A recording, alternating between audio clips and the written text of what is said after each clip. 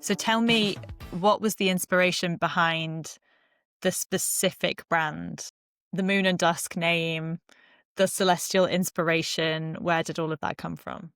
So the name came from, I was registering the business and I needed to come up with a name for it. And I was working on a piece of jewellery and it was a moon.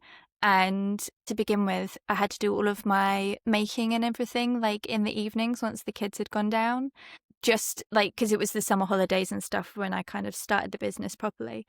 So yeah, the sun was coming down, the light was pouring in through the window. So I was like, right, Moon, Dusk, that's that. So the name behind the business, done. Because I was like, I'm so indecisive. And so I came up with the name. And then as my kind of jewelry making skills progressed and as my kind of style progressed, I was really leaning into that celestial symbology. So then I started kind of thinking, well, why is it that I'm so drawn to that?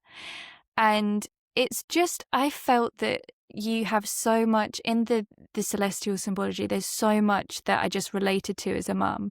And the main thing that you'll see in a lot of my jewelry is like moon phases or like links back to moon.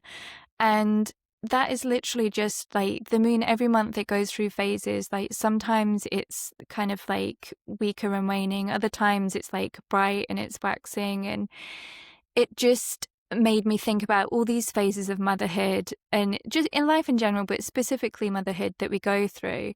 And sometimes like they're harder, sometimes they're lighter, but it doesn't matter which one of those phases you're in, you're still whole. So like the moon, like it doesn't disappear just because it's a new moon and you can't see it. It's still there. You know, the light just isn't shining on it at that time. So I thought that was a really good kind of core symbology, because sometimes we do feel a bit invisible as mums, and it doesn't mean that, you know, we're not there, we're not in there, we still are, and we're just waiting for that kind of light to come back.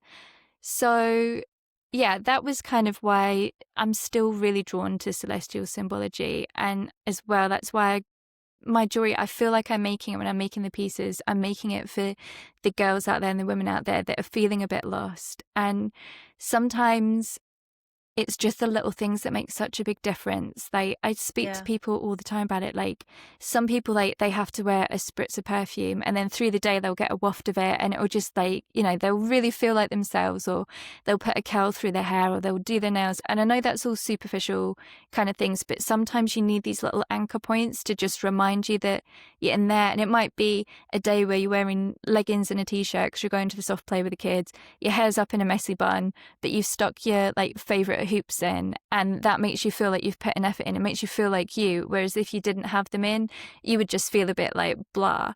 So yeah, the jewelry that I make, at the back of my mind, I'm always thinking of the girls that are sitting there feeling a little bit lost and just trying to find ways to connect them back to themselves and remind them that they're still in there, like hang in there, you're doing a good job. I love that.